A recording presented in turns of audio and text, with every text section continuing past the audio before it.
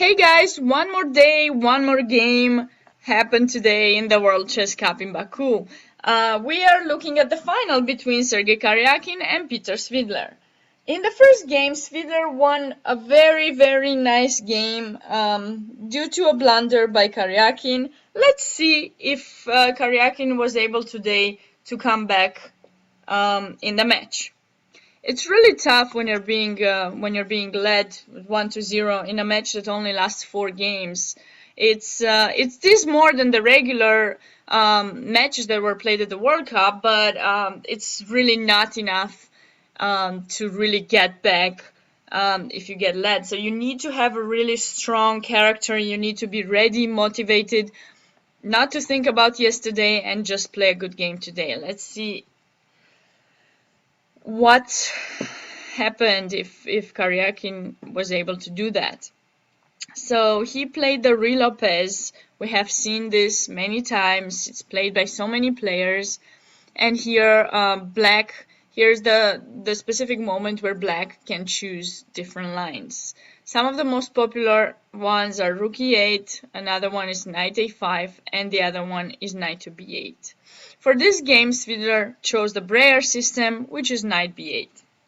The idea of this Knight B8 is to bring the knight to D7. So you're basically changing the position of your knight, not necessarily to a better position technically, because C6 is the best square for the knight, controlling those two central squares, but to a best position for this type of structure. So what you want to do with black is recycle your knight to D7, defend D5 from there, in order to leave this diagonal open so that your bishop gets developed in B7, putting pressure on E4, and also the knight from D7 can have ideas at some point to go to C5 or B6, and then you're keeping the possibility of playing C5 eventually. So there are many ideas with this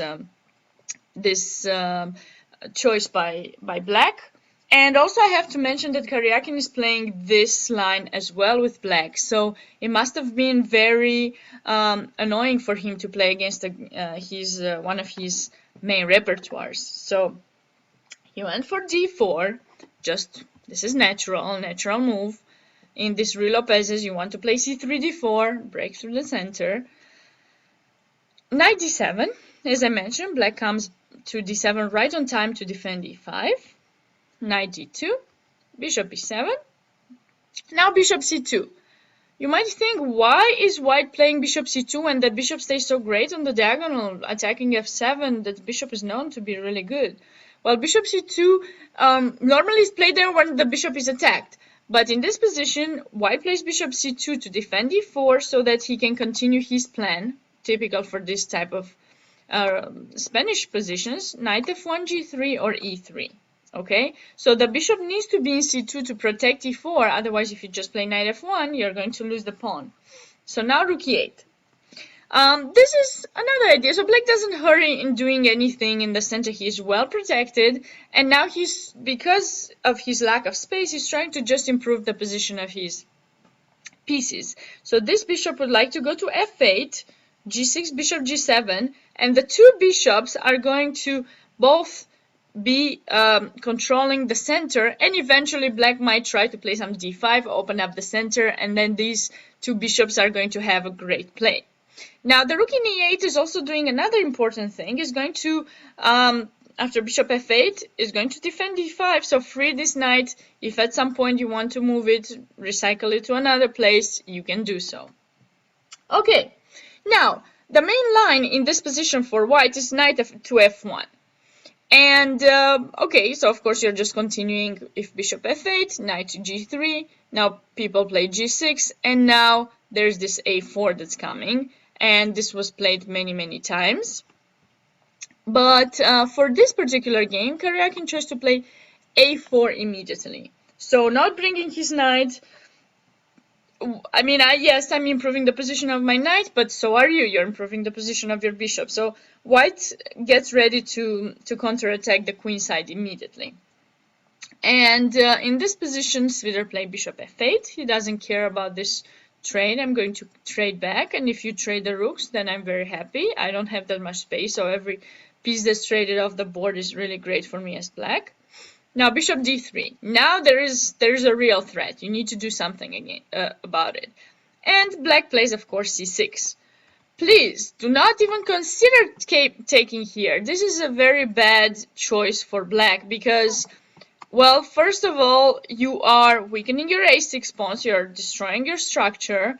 Then you basically have two islands of pawns now. This bishop is open. This rook is opened. You're going to have a really bad position. So never think of capturing in a4 in this type of real OPS structures. So c6, just defending. If you take, I'm not going to take with this pawn, but with this one, with the a pawn. Most of the time, about 99% of the cases, you take towards the center to keep a good compact pawn structure.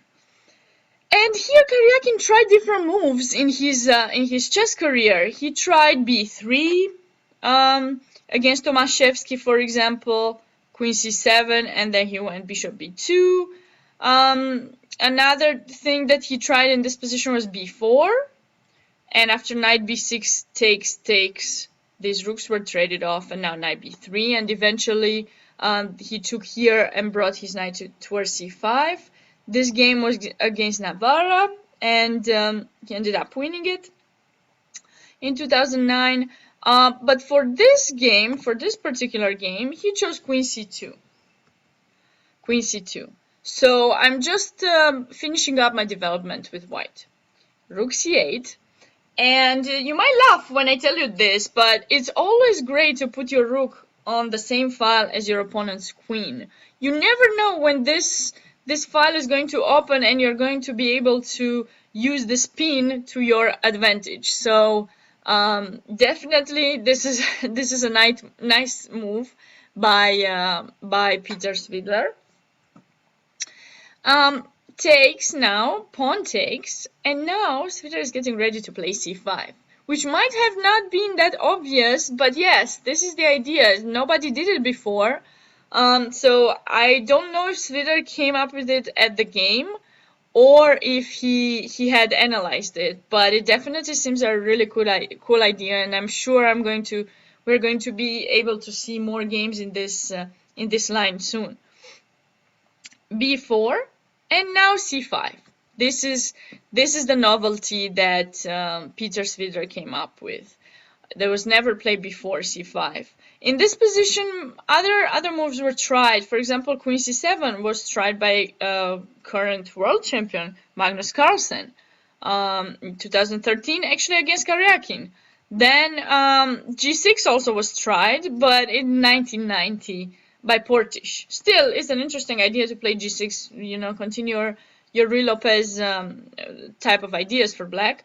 And then e takes d4 was something else that was played, not by a very top player, but this idea, I personally don't like it that much because you're giving away the center for the moment, although you're opening up your rook and maybe later with c5 your bishop. Maybe this is where Svidler took away this idea of playing c5 immediately. So this is one of the possibilities. But anyways, let's see. So c5. Now, of course, white cannot just capture here because I take in b4 and then you're going to have some trouble in c3. So, of course, after c5, just b takes c5. If you want to take in b5, you have to take in c5 first. E takes d4.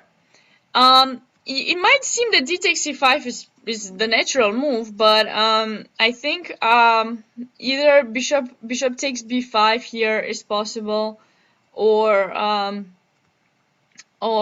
d takes e5, and if c4 there's this sacrifice, crazy. Just for a moment you're sacrificing a piece. You get it back in f6 though, and this position I really like it for white. You trade, and now knight c5, trying to get that e4 pawn back, but white seems to be quite active, and you might have trouble on c4 pawn as well. So definitely e takes d4 was a better choice for Svidler. And here white has many choices. c6 is the move chosen by Karjakin, but I personally think this was the best because after d takes c5, which seems, you know, the continuation that we might want to do here with black, there's knight b5, and if knight e5, I have bishop e2.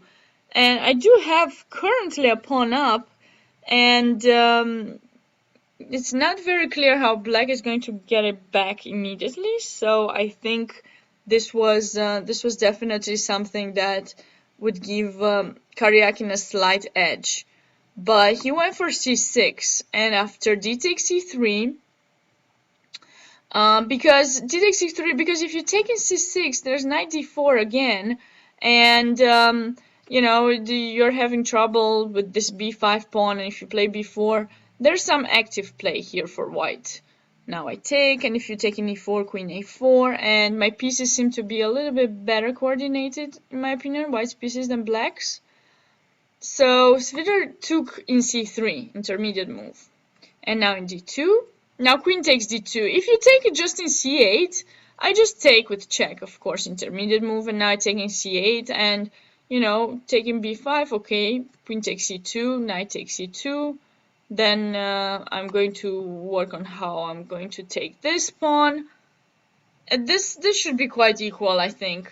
So Karjakin tried to keep more pieces on the board to have better chances at winning this game, or, you know, having some chances. It's always important. And now Svidler, similar to the previous game that they played, and I analyzed, make sure you check that video. He didn't take the pawn, rook takes b7, thinking probably that white is going to get some kind of, you know, his piece is active now. Bishop c6, rook a8, now bishop takes d7 is possible, and d6 would remain weak, possibly. But he played queen b6, he didn't take the pawn immediately. And after rook b1, now he took the pawn. So definitely wanted to improve the position of his queen, which was not developed yet. And he's okay with this, because now queen a8, and I'm going to trade your rook as well. So a good choice by Svidler here. Now bishop b2, and it looks like white is a little bit better. He has the bishop pair, and there's this 6 pawn that's weak. But it's really very hard for white to actually attack it. And in order, okay, if black doesn't do anything, yes, I'm going to double with the rook in front of the queen, maybe bring the bishop somehow in a3, attack this pawn, and maybe I have some chances to win it. But Svidler made sure to keep his pieces active. So queen a2, now kind of forcing rook d2, because if you just move the bishop, I trade the queens, and, you know, I'm going towards a draw, an endgame that's eventually going to finish in a draw. So rook e2, now h6, a very nice move waiting, also having some air for my king eventually. There won't be any mate on the last rank. Now queen b3. Okay, I retreat a little bit, but I attack your e4 pawn. Queen d1, now rook e8 again. So I'm kind of forcing this trade. You need to get rid of this pawn. So the only way you can do it is actually play e5. And although you're trading a good pawn structure against my weak pawn, you're actually getting a little something here in f7. So this was the only chance that Karjakin could have had here to try to get something from this game. And queen d4, knight d7. Svidler doesn't want to allow that knight, not one more move to stay there to attack f7. And now I think Karjakin took a little bit too early. I think he had to play rook b2 first, to activate his rook first, and now take. And queen d5, and okay, this was something he would have tried, maybe had some chances. But after knight f7, rook takes, rook b2, so he basically could have gotten something similar now if he takes, but he played some strange move, rook b5, which is actually a mistake. I think his idea was to bring the rook to f5, but really it doesn't do much. And also you're hanging your rook yourself here. And after king h8, white cannot take the rook anymore because he's losing. So that was definitely a big blunder here. And now he made another one. At least he had to take the rook and play with the piece down and see how Svidler is going to win this. But after rook d5, knight b6, he's just losing now a piece, one of these two. And he decided to resign here. A very good start by Svidler. Let's see if he can continue this tomorrow. Stay tuned for more. Thank you. Bye!